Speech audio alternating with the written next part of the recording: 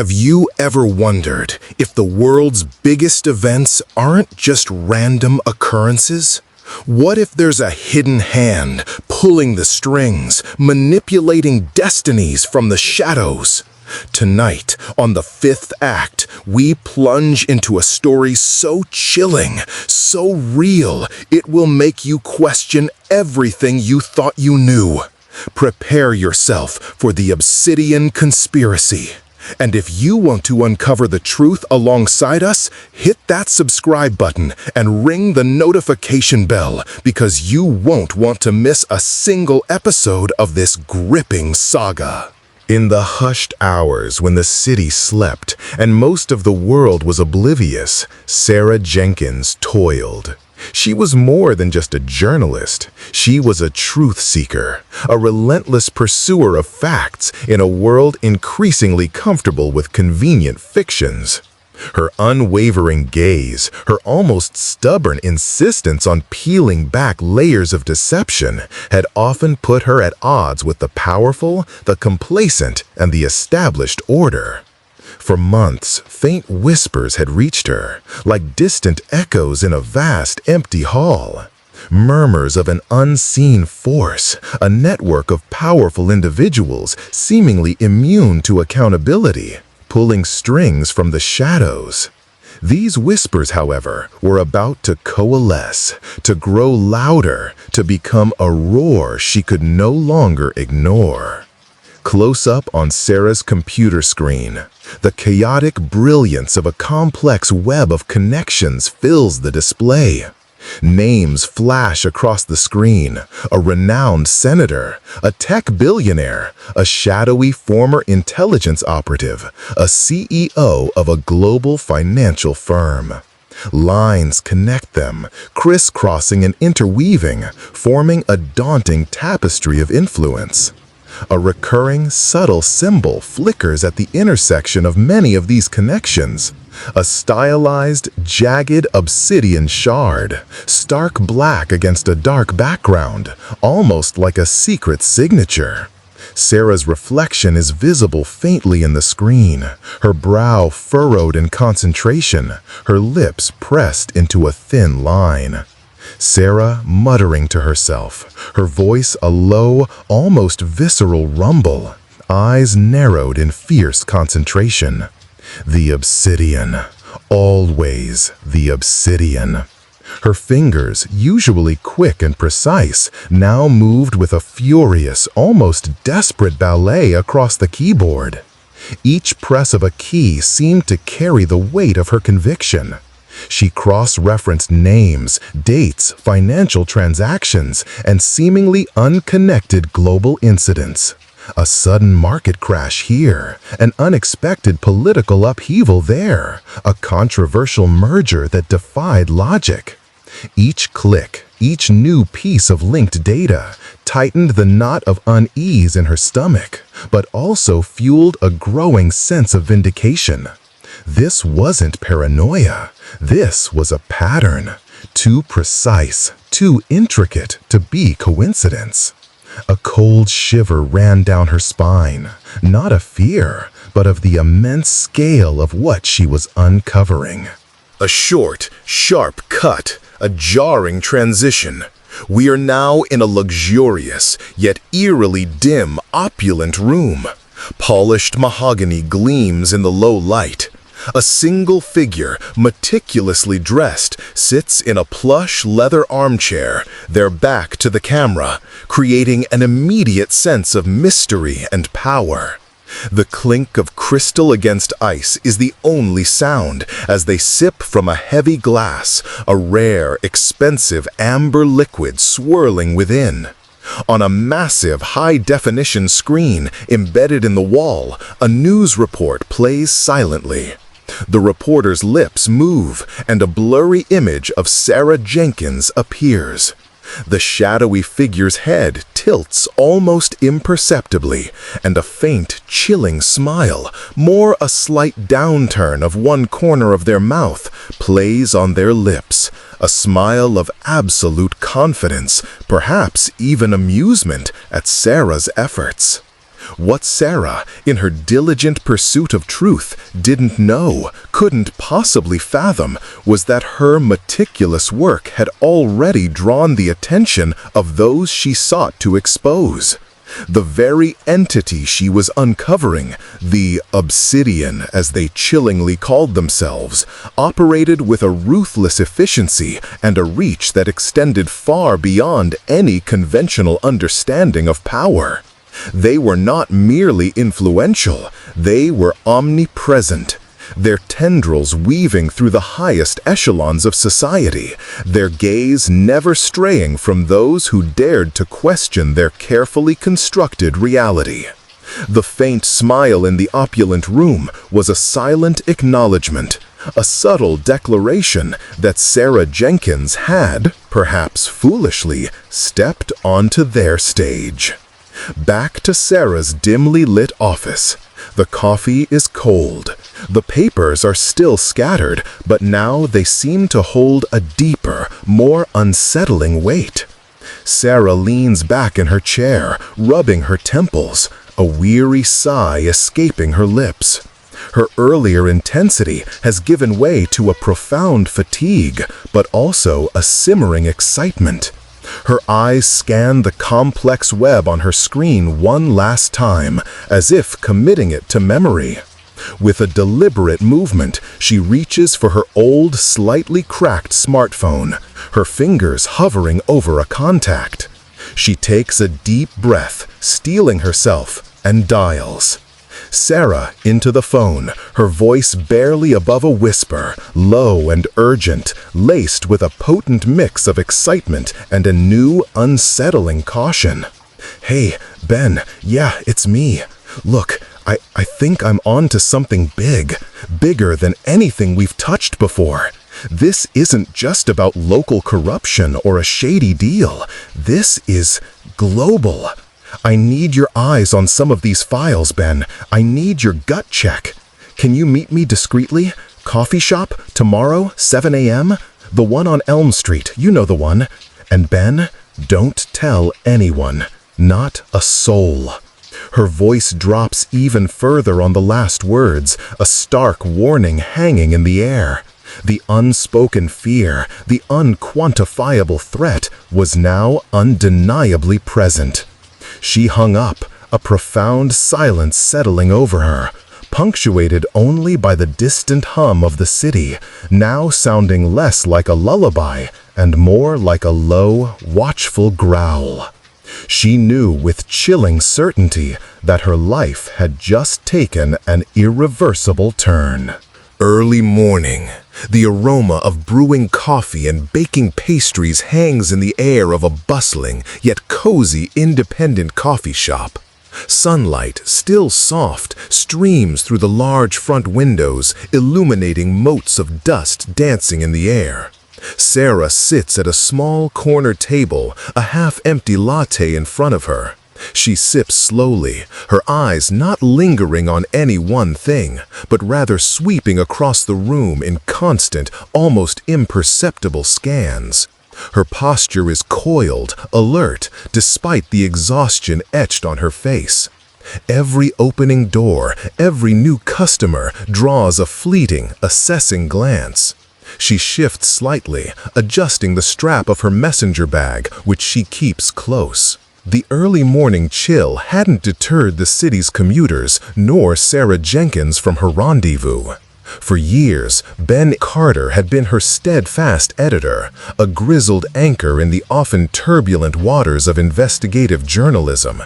He knew the glint in her eye, the subtle tremor in her voice, that unmistakable flicker of obsession that signaled she was on the precipice of something significant, or, more often than not, something incredibly dangerous.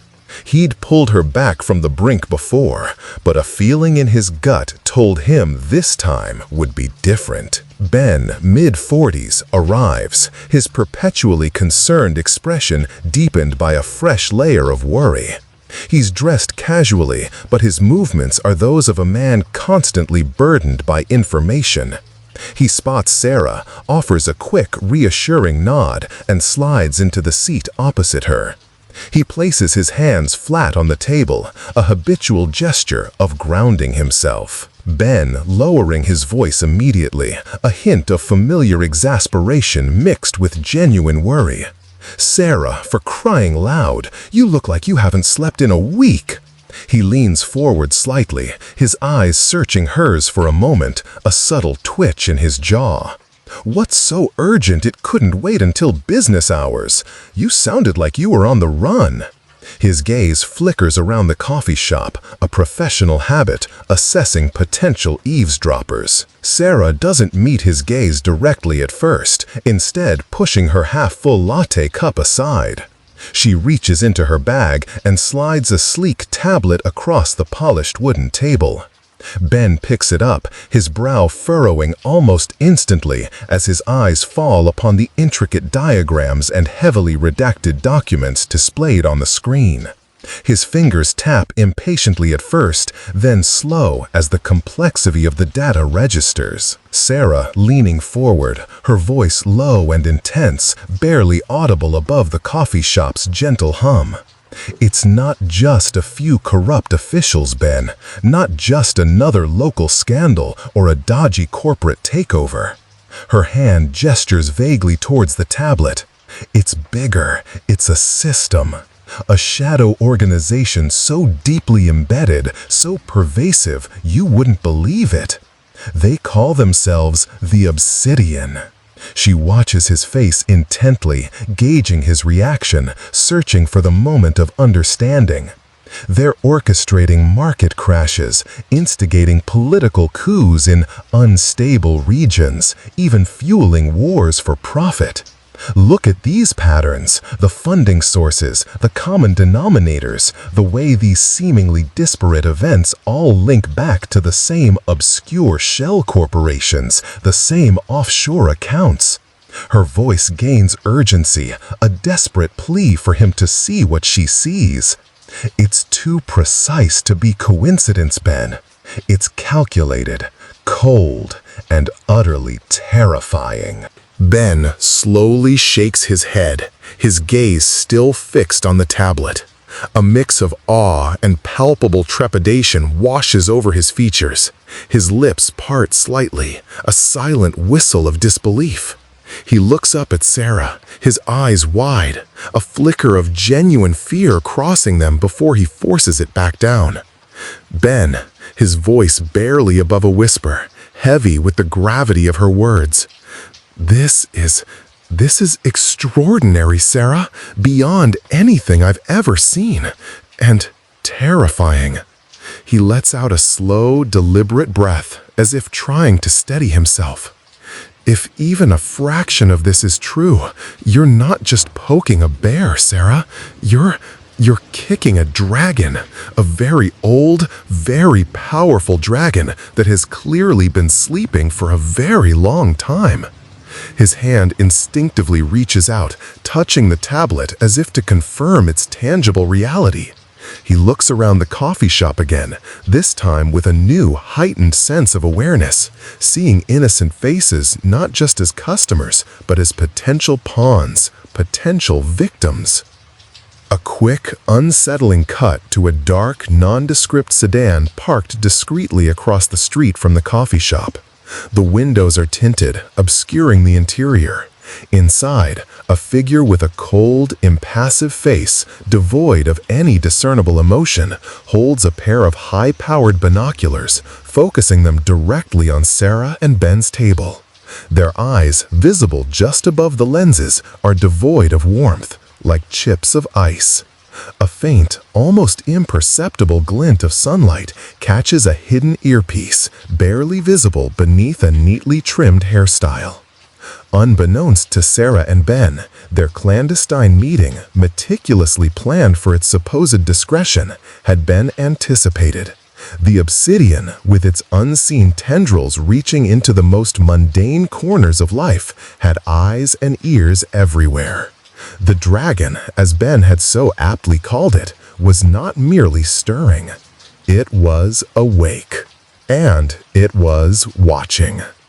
Back in the coffee shop, Sarah's expression is grim, her lips pressed into a thin line. The weariness is still there, but now it's tempered by a steely resolve. Her fear is palpable, a faint tremor in her hand as she reaches for her latte, but it's overshadowed by a fierce conviction. Sarah, her voice firm, despite the growing, unspoken fear that now hummed between them. "I know the risks, Ben." Her gaze holds his, unwavering. "I know how dangerous this is, but this is too important to walk away from. People need to know. The world needs to know the truth about what's really going on." She leans even closer, her voice dropping to a fierce whisper. "We need to expose them, Ben, before they pull the strings too tightly to ever let go." Her hand reaches out, a silent plea for his understanding, for his commitment to this terrifying, necessary battle. The weight of the world and the immense danger they were now in settled heavily on their shoulders. Sarah's office, late at night. The city outside is a blur of distant lights. Inside, the only illumination comes from the stark, bluish glow of her computer screen, casting harsh shadows across her face. The room is even more chaotic than before, littered with printouts, half-empty coffee cups, and discarded energy drink cans. Sarah is hunched over her keyboard, her posture a testament to hours of uninterrupted work. Her brow is furrowed in deep concentration, a stray lock of hair falling across her forehead. Her fingers dance across the keys, a frantic symphony of research. The rhythmic clicking is the only sound, a relentless soundtrack to her tireless investigation. Sarah's investigation didn't just consume her time, it consumed her very being. Days bled into nights, the world outside her office fading into an irrelevant haze. She survived on stale coffee, cold pizza, and an unyielding, almost desperate drive to uncover the truth. Each new piece of data, each linked name or event was another nail hammered into the coffin of the established narrative. But as she delved deeper into the shadowy mechanisms of the Obsidian, the periphery of her world began to subtly shift. It was a creeping unease at first, a sense of being watched. Then it sharpened into something far more alarming, far more clear. Close up on Sarah's face. Her eyes, bloodshot but still sharp, are fixed on the screen, revealing a breakthrough moment. A crucial connection she's just made. A small, triumphant gasp escapes her lips. Just then, her old, reliable desk phone rings, cutting through the silence like a knife. The jarring sound makes her flinch. She glances at the caller ID, unknown number. Her expression changes, a subtle flicker of apprehension crossing her face. She hesitates, her hand hovering over the receiver, her breath held. The ring continues, insistent, almost mocking. After a moment of internal debate, her jaw tightens with resolve. She picks up the phone. Sarah into the phone, her voice cautious, a thread of suspicion woven through it. "Hello?" Her gaze darts around the dimly lit office, instinctively searching for something she can't quite define. The air suddenly feels heavier, charged with an unseen presence. "Miss Jenkins, your curiosity is commendable. Your persistence, however, is less so." The words hang in the air, each syllable a precisely placed threat. Sarah's eyes widen slightly, a stark contrast against the pale glow of the monitor. A cold knot of ice forms in her stomach, spreading rapidly. Her fingers instinctively tighten around the phone receiver. She swallows hard, her throat suddenly dry. Her gaze darts around her empty office again, a frantic scan of the familiar space now suddenly alien and threatening. Every shadow seems to deepen. Every mundane object now appears sinister. Her pulse begins to race, a frantic drumbeat in her ears. Sarah, her voice steady, remarkably so despite the frantic thrum of her racing pulse, a flicker of defiance in her eyes. Who is this? Her voice is low, challenging, but the slight tremor in her hand belies her outwardly calm demeanor. She tries to identify any background noise, any hint of their location, but there is only the eerie silence on the other end, punctuated by that unsettling, synthesized voice. Distorted voice. A concerned party, Miss Jenkins. One who finds your recent inquiries deeply unsettling. You're treading on sacred ground, Miss Jenkins, ground that has been undisturbed for centuries, ground that some would kill to protect. Your work, it disrupts the natural order of things. A warning, Miss Jenkins. Consider it an offer to step back while you still can. The consequences of ignoring this offer will be severe. Sarah's eyes narrow. Defiance begins to war with the raw fear churning inside her. She opens her mouth to retort, to tell them they won't stop her. But before she can utter a word, a sudden, blinding flicker of light flashes outside her office window. Too bright for a passing car, too sharp for a distant storm. Her instincts, honed by years of sniffing out danger, scream at her. She instinctively ducks, dropping the phone, just as a deafening, concussive crash echoes through the office. The window behind her shatters inwards with explosive force, sending a violent spray of glass shards raining across her desk and the floor. The force of the impact shakes the very foundations of the building. Sarah scrambles frantically under her desk, curling into a protective ball. Her arms instinctively over her head, heart pounding a furious rhythm against her ribs. The message was undeniable, raw, brutal. This wasn't merely a threat whispered over a phone line. It was a terrifying, visceral demonstration of power.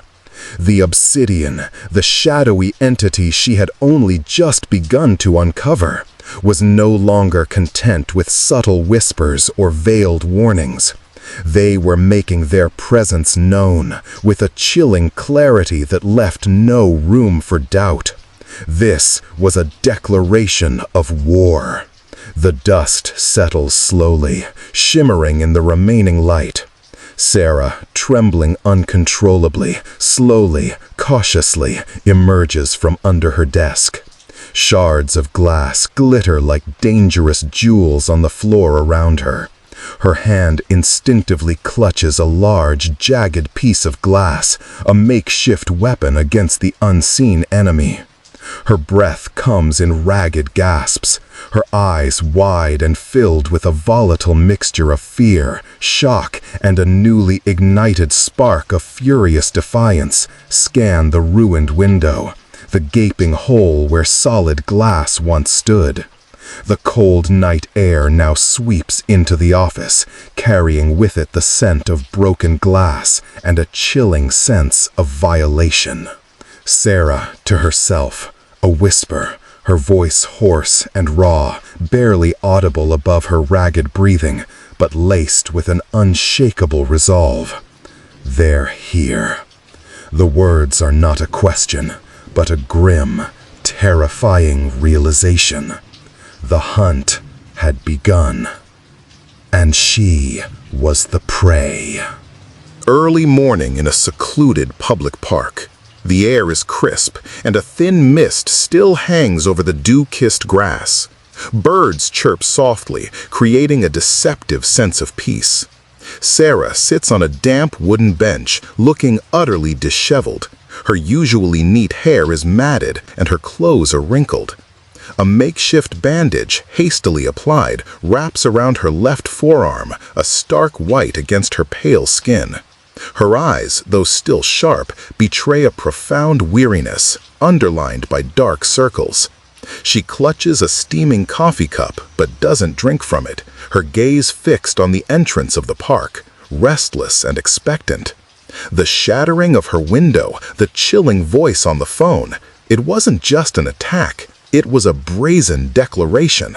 For Sarah, the terror of that night didn't crush her resolve, it hardened it into something unyielding. Fear, for most, is a paralyzing force, but for Sarah Jenkins, it was fuel.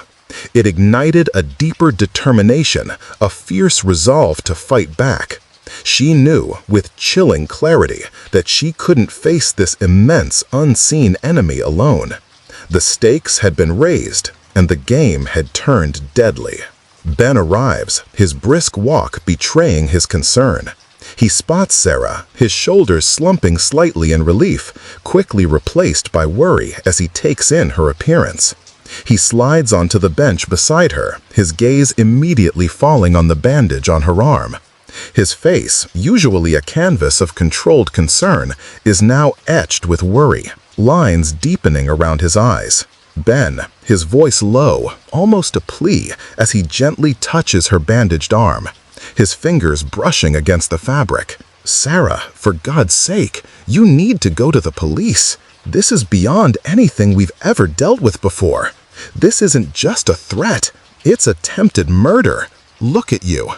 He gestures vaguely at her disheveled state, his eyes searching hers, desperately trying to convey the gravity of the situation. "We're talking about an actual physical attack. You're not safe." Sarah pulls her arm away gently, her jaw set with a stubborn, almost defiant resolve. Her eyes meet his, a spark of frustrated exasperation in their depths. Sarah, shaking her head slowly, her voice flat, tinged with a bitter irony. "And tell them what, Ben? That a shadow organization with unlimited resources just blew out my window because I'm looking into them? That they threatened me with a synthesized voice? They'd think I was crazy, Ben, clinically insane." A humorous laugh escapes her lips. Or worse, they might be compromised themselves. The very people sworn to protect us could be working for them. How deep do you think this goes, Ben? This isn't a street gang. This is something else entirely. Her gaze sweeps across the seemingly peaceful park, now seeing potential watchers in every dog walker, every jogger. Sarah reaches into her messenger bag, her movements precise despite her fatigue. She pulls out a small, sleek object, an encrypted USB drive, no bigger than her thumb. Its metallic casing catches the faint sunlight. She holds it up, a flicker of hope and renewed determination in her eyes. "Sarah, I haven't been entirely alone, Ben. I've been in contact with a source, someone who claims to have worked for the Obsidian from the inside, someone who got out." Her voice drops, almost a whisper, laden with the weight of this revelation. "He's terrified, Ben, absolutely petrified, but he's willing to talk. He says he has proof, something irrefutable, something that will blow this whole thing wide open." She holds out the USB drive, a silent offering, a desperate gamble. "He was supposed to give it to me before last night." Ben's eyes widen, a mixture of shock and an almost horrified understanding dawning on his face. He stares at the small USB drive, then back at Sarah, his mind racing, connecting the dots. His jaw slackens slightly, a deep breath escaping his lips. "Ben," his voice barely above a whisper, laced with a potent mix of awe and trepidation. "A defector? Sarah, this is colossal, unprecedented, but it's also incredibly, unbelievably dangerous." He leans back slightly, his shoulders slumping under the sudden, immense weight of this new information. If he has what you say he has, then they'll be looking for him. And now, after last night, they'll be looking for you, harder than ever before. This changes everything. His gaze drifts, lost in thought, the true scale of the threat slowly solidifying in his mind. Cut to a dimly lit, run-down apartment somewhere across the city. The blinds are drawn, plunging the room into a perpetual twilight. The air is stale, thick with unaddressed fear. A man, Mark Thorne, mid-50s, gaunt, his face pale and drawn, paces the cramped space like a caged animal. His eyes dart nervously from shadow to shadow, his movements jerky and agitated. He clutches an old, worn leather briefcase to his chest, as if it contains his very soul. He stops, listens intently, then continues his frantic pacing, a constant low hum of anxiety radiating from him. Mark Thorne had been a ghost for years, living in the suffocating shadows of his own making.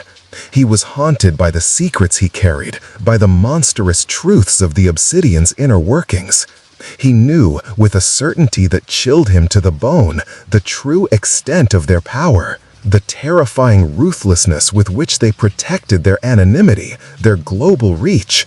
His life had been a constant, unagonizing balance between self-preservation and the crushing burden of his conscience.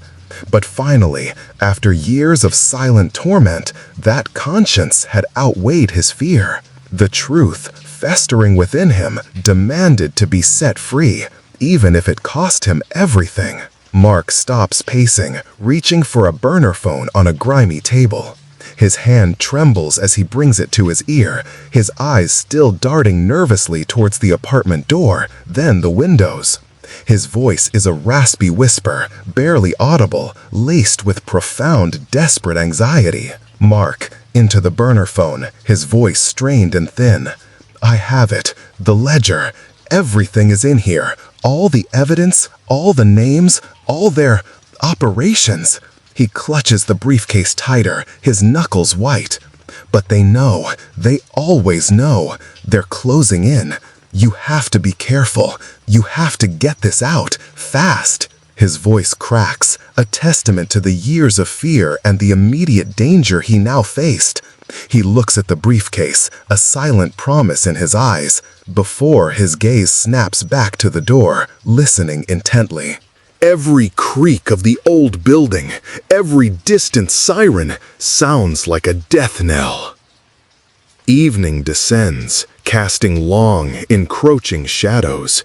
Sarah's small, anonymous car pulls up to the desolate perimeter of an abandoned warehouse district on the city's outskirts. The sky is a bruised purple, and the air is thick with the scent of damp concrete and decay. Rusting, corrugated iron walls loom, broken windows like vacant eyes staring out into the twilight. Inside the cavernous, derelict structure, a pervasive chill permeates the air. Dust motes dance in the few shafts of weak ambient light filtering through high, grimy windows. The silence is profound, broken only by the distant hum of the city, which somehow only amplifies the oppressive stillness within. Sarah and Ben step out of the car, their movements cautious, their senses on high alert. Sarah grips her bag tightly, her eyes constantly sweeping the desolate landscape, searching for any sign of movement, any hint of surveillance. Ben, ever the pragmatist, scans the structural integrity of the warehouse, his expression tense. The air was heavy, almost suffocating, with anticipation and an underlying dread. Sarah and Ben had arrived at their pre-arranged, isolated location, an abandoned warehouse swallowed by the city's forgotten edges. Every shadow seemed to hold a lurking threat. Every creak of the old building's decaying structure, every rustle of dry leaves caught in the unseen breeze was amplified in the profound silence. It was the perfect place for a secret rendezvous, but also a terrifyingly isolated trap. Suddenly, from the deepest, darkest corner of the warehouse, a figure emerges. It's Mark, gaunt and visibly trembling, his eyes wide and unfocused with terror, constantly darting around as if pursued by invisible specters. He clutches a worn leather briefcase to his chest as though it's the last lifeline in a raging storm. His clothes are disheveled and his hair is matted. He moves with a desperate urgency, stumbling slightly as he hurries towards Sarah and Ben, his breath coming in short, shallow gasps. Mark, his voice a hushed, ragged whisper, laced with desperate urgency, eyes wide with terror as he looks over his shoulder. They're watching, always watching. I felt them. We don't have much time. His words are a frantic torrent, a testament to the years of paranoia and the immediate crushing fear that consumes him. He practically shoves the briefcase into Sarah's hands, his own trembling violently as he releases his grip, as if the very object burns him. It's all here. Everything. Sarah takes the briefcase, its unexpected weight almost staggering her. Her fingers, still trembling slightly from the cold and the adrenaline, fumble with the latches. As it clicks open, the interior reveals a thick, leather-bound ledger. Its pages, yellowed with age, are filled with meticulous handwritten entries, dates, names, complex codes, intricate diagrams, and financial figures that stretch into the dizzying billions. Sarah's eyes widen, her breath catching in her throat. Her gaze sweeps across the pages, absorbing the staggering scale of the revelations. Her initial fear momentarily gives way to a profound sense of awe, then righteous indignation. Sarah, a sharp, audible gasp escaping her lips, her voice a mix of awe, triumph, and disbelief, almost a whisper of reverence for the sheer volume of truth in her hands. This is it. It's all here. The global market manipulations, the political assassinations, the shadow funding for conflicts. Dates, names, bank accounts, shell corporations, evidence of global manipulation. It's all here. Every last sickening detail. Her voice gains a trembling strength, a raw, primal triumph, as if she's holding the very keys to a hidden kingdom of corruption. Her voice traces the elegant, chilling script, the weight of the information almost unbearable. The triumphant moment is brutally, instantly shattered. Outside the warehouse, the sudden, violent squeal of tires on asphalt pierces the quiet night, a harsh, metallic shriek that makes all three of them flinch. Immediately, blinding headlights cut through the darkness, illuminating the main entrance of the warehouse in a harsh, revealing glare. Before anyone can react, the sharp, distinct crack of gunshots echoes through the cavernous space, impossibly loud in the enclosed silence, followed by the shattering of one of the high, grimy windows. Sarah, Ben, and Mark instinctively drop, ducking for whatever cover they can find amongst the debris and shadows, their hearts pounding in their chests like trapped birds. The Obsidian had found them. The tranquility of the moment, the brief, exhilarating triumph of discovery, was utterly shattered by the brutal, undeniable reality of their relentless pursuit.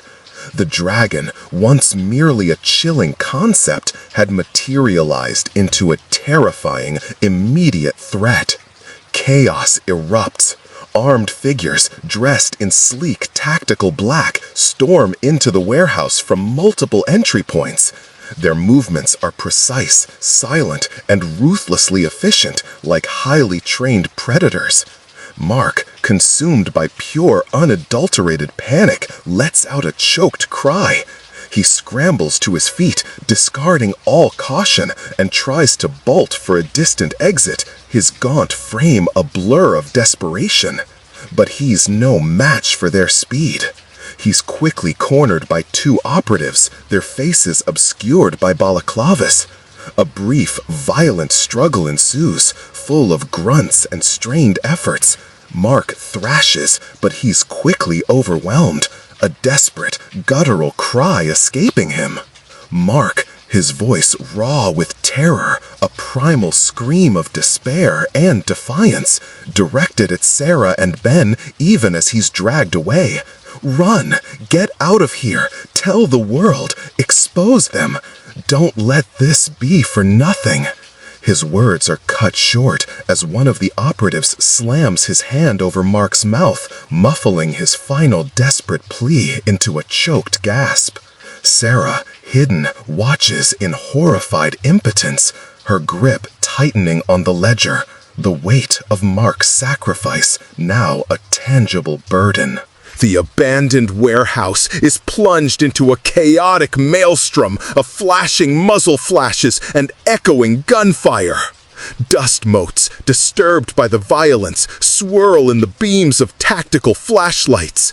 Sarah and Ben are scrambling, their movements desperate and uncoordinated through the labyrinthine aisles of decaying machinery and towering stacks of forgotten crates. Sarah, her face etched with terror, but her eyes burning with fierce determination, clutches the thick, leather-bound ledger to her chest as if it's a living shield. Every bullet ricocheting off metal or splintering wood sends a jolt through her, forcing her to duck and weave instinctively. Ben, just ahead of her, his face grim, shouts warnings and gestures wildly for her to follow. The warehouse, once a silent tomb of industry, had transformed into a deadly maze. The Obsidian's operatives, highly trained and ruthless, moved with chilling precision, their dark silhouettes blurring through the shadows. Sarah and Ben, armed only with their quick wits and Sarah's unyielding, almost visceral determination, had to escape. Their objective wasn't merely survival. It was to preserve the ledger, the tangible, irrefutable key to exposing the Obsidian and shattering their reign of shadow.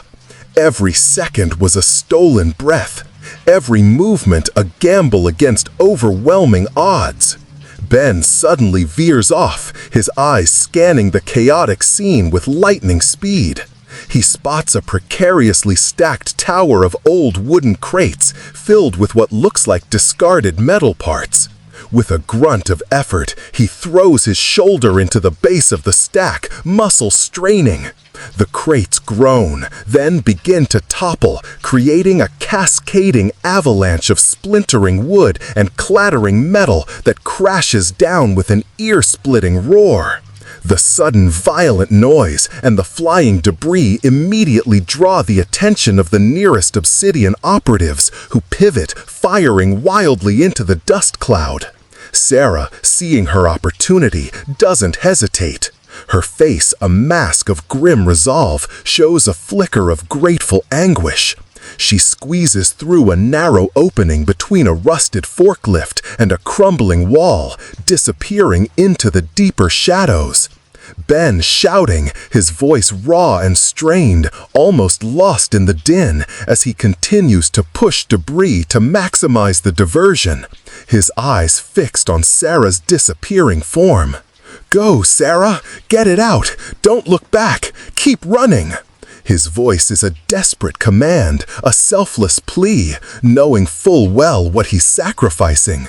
His movements become more frantic, creating as much chaos as possible, buying her precious seconds. He watches her disappear, a faint, almost imperceptible nod of grim satisfaction on his face. Sarah, having slipped through the narrow gap, is momentarily safe from direct fire. She doesn't stop, pushing herself forward. But then, as she rounds a bend, she glances back, a desperate, gut-wrenching look of anguish contorting her face. Through a momentary break in the falling debris and smoke, she sees Ben. He's surrounded, silhouetted against the flash of muzzle fire. He's fighting, but he's clearly overwhelmed, his figure struggling against multiple assailants. A silent cry rips through Sarah. She hesitates, her body screaming at her to go back, to help him, a profound sense of guilt and loyalty warring with the urgent need to protect the ledger. Tears, hot and stinging, well up in her eyes, blurring her vision. For a terrifying split second, time seems to stop. Then, with a shuddering gasp, she forces herself to move. Her jaw clenches, a fierce resolve hardening her features, and she bursts out of a hidden exit, out of the chaotic warehouse and into the cool, silent embrace of the night. The sounds of the struggle, the gunshots and shouts immediately begin to fade behind her, swallowed by the vastness of the urban sprawl. The weight of the ledger in her hands felt both impossibly heavy and strangely exhilarating. It was no longer just a collection of documents. It was a testament, a burden, and now, undeniably, her mission. Ben's sacrifice, Mark's final desperate plea, they had imbued the ledger with a sacred purpose. She was now the sole possessor of the truth, the only one left to expose the Obsidian. And with that revelation came a terrifying reality. She was now the primary, undeniable target of a global conspiracy with limitless resources and a murderous intent. Sarah runs. She doesn't know where she's going, only that she has to keep moving. She weaves through the dark, deserted alleyways on the outskirts of the city, her breath coming in ragged, painful gasps. The faint, distant wail of sirens, growing closer than receding, reminds her of the ever-present danger. Her hair whips around her face, plastered with sweat. Her muscles ache, screaming for rest, but her mind is sharp, hyper-alert, focused with singular intensity on one thing: survival. Every rustle of leaves, every shadow, every echo of her own pounding footsteps sends a jolt of adrenaline through her. She clutches the ledger tighter, her knuckles white. She is no longer just a journalist. She is a runner, a protector, a vessel for the truth. Sarah, muttering to herself, her voice a raw, choked whisper, tears streaming unchecked down her dirty face, mixing with sweat and grime. "I won't let you down, Ben. I won't. I promise." The words are a vow, a desperate prayer, a fierce declaration against the overwhelming darkness that now pursued her. She wouldn't just survive, she would expose them. For Ben, for Mark, for everyone. Dawn is just breaking over the city, painting the sky in muted grays and purples. Sarah, disheveled and utterly exhausted, stumbles down a graffiti-covered alleyway. Her clothes are torn, her hair matted, and her face is streaked with dirt and tear tracks. The bandage on her arm is bloodied. She moves with a limp, her body screaming from the ordeal. But her eyes, though heavy-lidded, still burn with a desperate fire.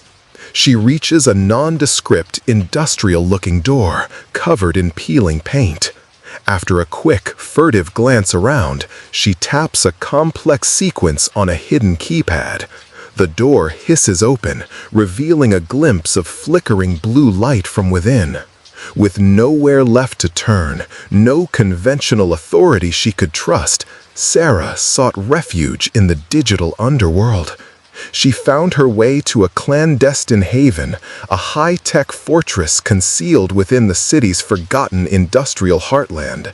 This was the sanctuary of the Cipher, a collective of brilliant ethical hackers and digital activists she'd occasionally collaborated with on less dangerous endeavors. They were the only ones she trusted, not just with the life-altering secrets contained within the ledger, but with her very life itself. Inside, the space is a stark contrast to the grimy exterior. It's a pulsating hub of technological activity, alive with the hum of servers and the quiet click of keyboards.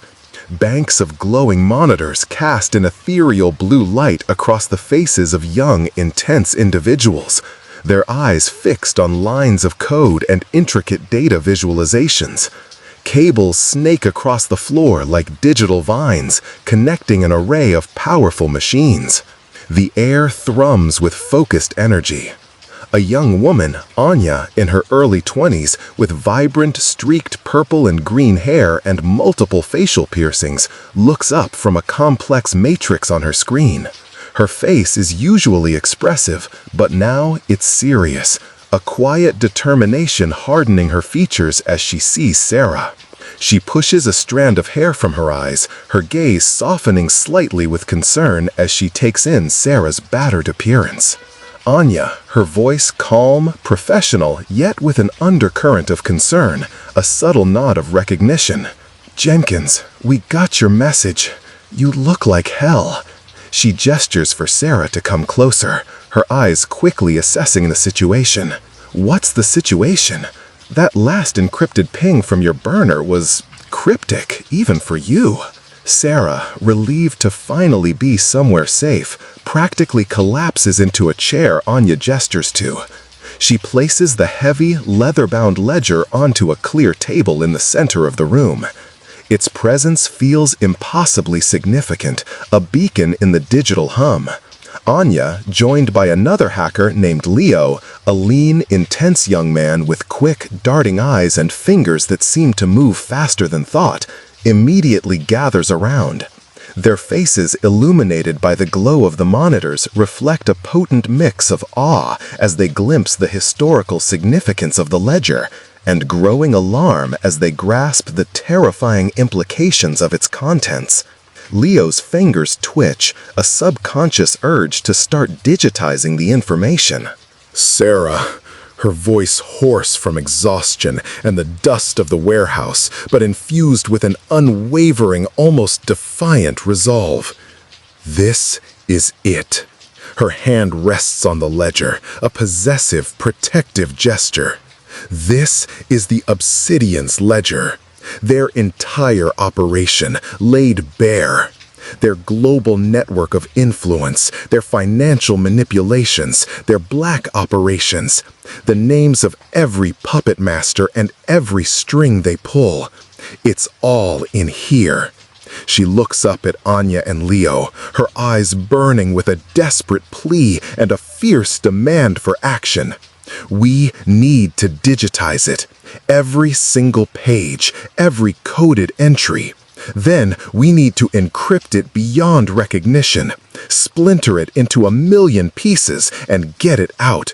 To every major news outlet, every whistleblowing platform, every dark web forum, everywhere." Her voice rises with each word, the desperation replaced by an urgent, almost evangelical zeal. It needs to go viral, irreversibly, so they can never put this genie back in the bottle. Leo, his fingers already flying across a portable keyboard he pulls from his lap, begins to set up a scanner. His initial excitement morphs into a grim understanding as he scrolls through a few pages of the ledger that Sarah has opened. He looks up at Sarah, his expression serious, a flicker of fear in his sharp eyes, but also a deep respect for the magnitude of what she's bringing them.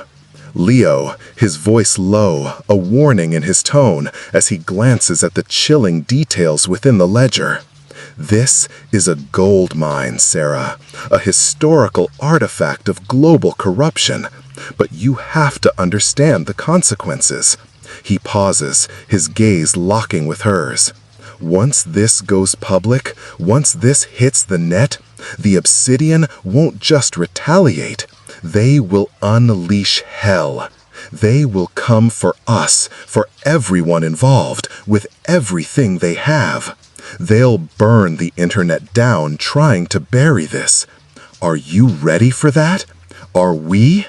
He looks around the room at his fellow hackers, then back at Sarah, searching for any sign of hesitation. Sarah slowly rises, her exhaustion temporarily forgotten. She looks around the room, meeting the focused, determined gazes of the young men and women of the cipher. Their faces, illuminated by the cold glow of their screens, are a testament to their unwavering commitment to truth and justice, even in the face of insurmountable odds. She sees no fear in their eyes, only a quiet readiness. A grim, almost defiant nod spreads across her face, her jaw tightening.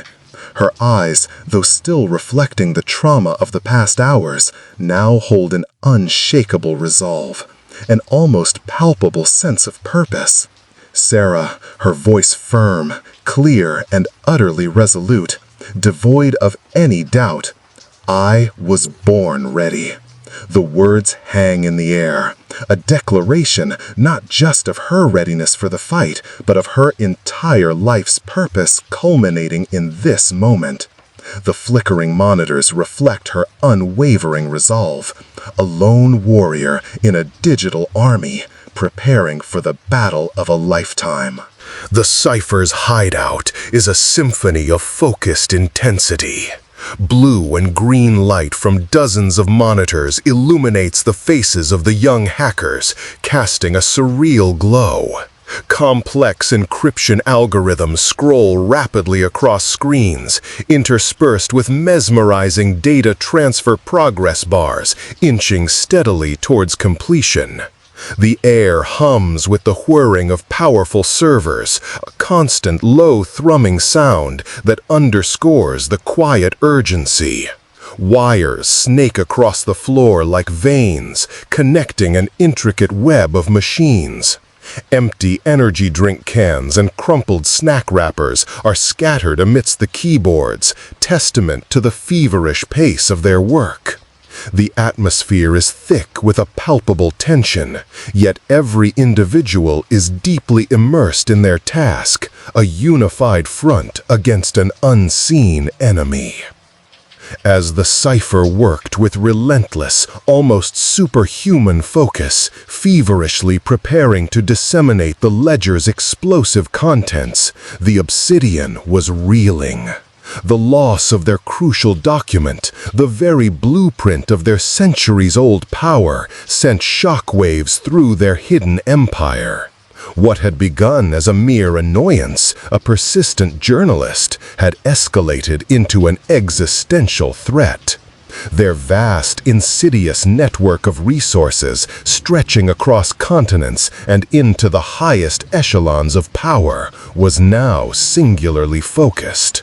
Their objective, to silence Sarah Jenkins and retrieve their secrets, no matter the cost. A stark, unsettling cut to a high-tech control room, far removed from the Cypher's gritty hideout. The room is sleek, minimalist, and bathed in the cool, sterile light of massive display screens. One central screen displays a global map, tiny blinking red dots indicating Sarah's last known locations, slowly triangulating her position with chilling precision. Another screen shows real-time data streams, monitoring global news feeds for any hint of the ledger's contents. In the center of the room, a chillingly calm figure, their face almost entirely obscured by deep shadow, stands before a control panel. Only the cold, calculating glint of their eyes is visible as they lean into a sleek, minimalist microphone. Their voice, when it comes, is devoid of emotion, a flat, metallic pronouncement of deadly intent. The Obsidian's stylized emblem, the black, jagged shard, glows faintly on every piece of equipment, a constant, ominous presence. Shadowy figure, their voice a low, gravelly command, utterly devoid of warmth. Find her, disable their network, sever their connections, leave no trace. This leak ends now. The words hang in the air, a chilling echo of absolute authority. Every asset is deployed, every resource is focused. Do not fail. Back at the Cypher's hideout, The focused hum of the servers is suddenly broken by a jarring, high-pitched alarm that blares through the room, cutting through the intense concentration. Heads snap up. Monitors flicker erratically, lines of code dissolving into static. Warnings flash across screens. Intrusion detected. Multiple denial of service attacks. Firewall breach imminent. Anya's face, usually a picture of cool composure, tightens with immediate alarm. Her vibrant hair seems to vibrate with tension as her fingers fly across her keyboard, attempting to counter the assault.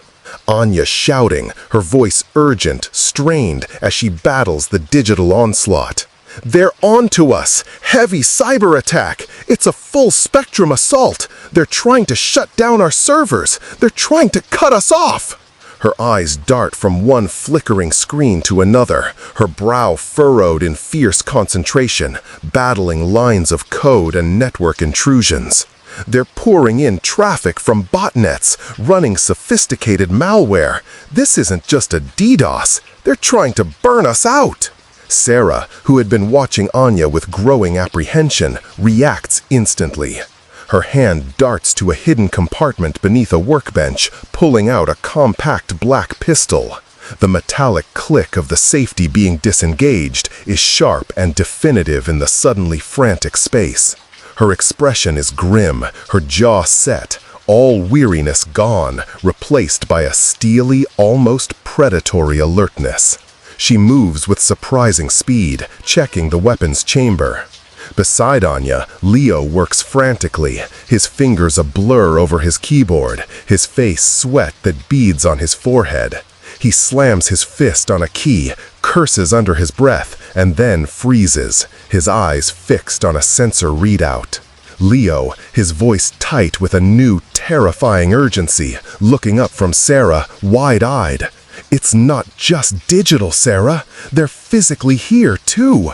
I'm detecting movement on the building's perimeter, multiple heat signatures approaching. They're cutting off all exits." He points a trembling finger at a small tactical screen, displaying thermal imaging, showing dark, moving shapes converging rapidly on their position. The low thud of heavy footsteps becomes faintly audible from outside, mixed with the faint crackle of comms chatter. The sanctuary was breached. The Cypher's hideout erupts into utter chaos. The air is thick with the acrid scent of gunpowder and ozone. Armed Obsidian operatives, sleek figures in tactical black, breach the facility with explosive force, their silenced weapons spitting fire. The once organized space transforms into a deadly melee. Monitors shatter, sparks fly, and the frantic shouts of the Cypher members mingle with the staccato bursts of gunfire and the dull thud of bodies hitting the ground. Sarah, now armed with the pistol she retrieved, moves through the pandemonium with a practiced efficiency born of sheer adrenaline and desperation. Her movements are fluid, almost primal, as she navigates the collapsing environment. The Obsidian's assault was brutal, precise, and shockingly efficient. They moved like a well-oiled machine of destruction, overwhelming the hackers with sheer force. The Cypher, though brilliant with code and defiant in spirit, were ill-equipped for a direct physical confrontation against such a seasoned, ruthless enemy. But Sarah, fueled by the memory of Ben's sacrifice and Mark's dying plea, fought with a ferocity born not just of self-preservation, but of an unyielding promise. She was no longer just a journalist, she was a warrior for truth, driven by a desperation that transcended fear. Intense close-up on Sarah's face, sweat, grime, and a streak of blood, not her own, mar her cheek. Her eyes, usually expressive, are now narrowed to slits of pure, unadulterated focus, a burning intensity in their depths that belie her deep weariness. She fires her weapon with a controlled precision, the kickback barely registering as an Obsidian operative crumples silently to the ground. Another operative, faster and more aggressive, lunges at her, a glint of metal in their hand. Sarah anticipates the move, twisting expertly. A brutal hand-to-hand fight ensues amidst the flashing lights and smoke. Every movement is a desperate struggle for survival. Sarah parries a vicious blow, her journalistic instincts for observation now honed into a keen awareness of her opponent's tells, anticipating their next move by the subtlest shift in their weight or tension in their shoulders. She uses her environment, ducking under a table, pushing a server rack to block an attack. Sarah grunting, struggling for breath as she parries a particularly heavy blow, her voice strained and hoarse, but laced with defiance. "You won't stop this. It's too late. The truth is already out." Her words are choked, a desperate roar against the overwhelming force, yet they carry the weight of an unshakable conviction. She kicks out, creating a momentary distance, her eyes scanning for an opening. Amidst the chaos, Anya, though visibly terrified, remains at her workstation. Her fingers fly across the keyboard, a blur of motion, desperately pushing through the final stages of the data transfer. Her screen is a chaotic mosaic of failing firewalls and incoming data packets, but a small, persistent, upload complete message blinks green in the corner. Just as the final byte is transferred, an Obsidian operative smashes her monitor with the butt of their rifle. The screen sparks violently, then goes dark with a resounding crack. Anya flinches, but a wild, triumphant, defiant yell bursts from her lips. She stares at the black screen, a fierce, unbridled pride on her face. Anya, a triumphant, defiant yell, her voice raspy but exhilarated, echoing through the gunfire. "It's out! The world knows! You can't stop it now!" Her voice holds the pure joy of victory, even as the room around her falls further into ruin. Her mission is complete. More Obsidian operatives flood the room, their numbers overwhelming. Sarah, seeing Anya's act of defiance and realizing the futility of prolonged resistance, makes a desperate, selfless decision. Her eyes dark to the remaining few Cypher members, still scrambling for escape routes, but pinned down. With a renewed surge of adrenaline, Sarah unleashes a flurry of calculated attacks, drawing the attention of the lead operatives directly to herself. She becomes a magnet for the enemy, her every move a deliberate act of misdirection, creating a vital, precious window of opportunity for the others. She fires, dodges, and retreats strategically, leading them away from the remaining hackers, buying them precious, life-saving seconds to escape through a hidden ventilation shaft. Her movements are no longer about personal survival, but about ensuring the truth she fought so hard for will reach its destination. In the face of overwhelming odds, with the fate of their mission hanging by a thread, Sarah Jenkins made the ultimate sacrifice. Her courage wasn't just about facing danger. It was about choosing to protect the truth, even if it meant sacrificing herself.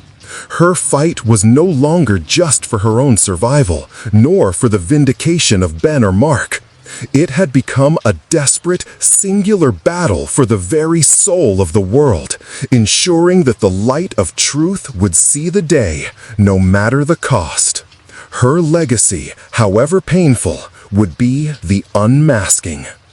A dizzying, fast-paced montage of global news channels. Screens flash with identical, shocking headlines.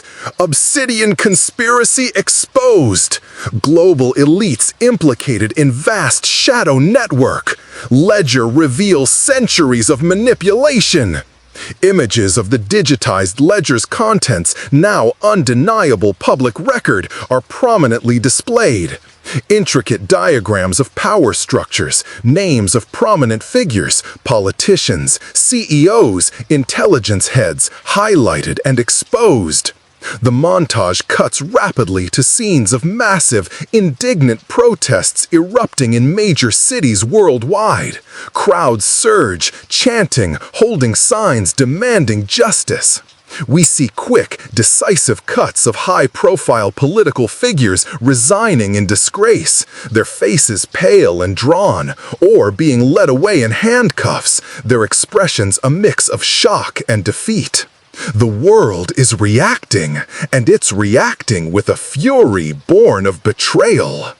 The world reeled. The meticulously crafted facade of the Obsidian, built over centuries on secrecy and manipulation, shattered under the undeniable wake of irrefutable evidence. The truth, meticulously gathered and bravely unleashed, ripped through the carefully constructed veil of their power. Governments toppled, financial institutions trembled, powerful individuals, once thought untouchable, were exposed, their insidious manipulations laid bare for all to see. Sarah Jenkins's unwavering courage, her ultimate sacrifice, had ignited a global reckoning. The whispers of power had become a roar of justice. The scene shifts to a quiet, almost reverent setting. Ben sits alone in his dimly lit office, now much tidier, almost sacred in its stillness. He looks visibly aged, lines of grief and worry etched deeper into his face. Yet his eyes, tired though they are, hold a glint of profound pride and a quiet, almost spiritual satisfaction. A muted news report about the ongoing fallout from the Obsidian's collapse plays silently on a small TV in the corner, confirming the world-changing impact. Ben isn't watching the screen intently. His gaze is fixed on a framed photograph he holds carefully in his hands. It's a candid shot of Sarah, caught mid-laugh, her eyes bright, a coffee cup in her hand. The image radiates her vibrant spirit and fierce intelligence. Ben to himself, a soft, almost reverent whisper, his voice thick with emotion, a single tear tracing a path down his weathered cheek. "You did it, Sarah. You truly did it." He runs a thumb gently over the glass of the framed photo, a silent conversation with his lost friend.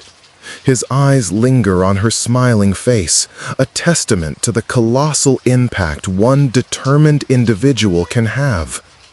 The grief is still present, a dull ache, but it's now intertwined with a profound sense of purpose fulfilled, of a battle won. He sets the photo down, very carefully, on his desk, beside a now empty, clean coffee mug. He looks back at the TV screen, the images of ongoing arrests and reforms bringing a faint, sad smile to his lips. A powerful, symbolic final shot. We see the stylized obsidian shard symbol, once sleek and menacing, now shown in close-up, but it is no longer perfect. A jagged crack runs through its center, spreading outwards like a spider web. As the camera slowly pulls back, the crack widens, and then, slowly, majestically, the once impenetrable black shard begins to crumble into fine dust, disintegrating and dissolving into nothingness. The last fragments dissipate into the air, vanishing entirely. The screen then fades to absolute black, leaving only the profound silence.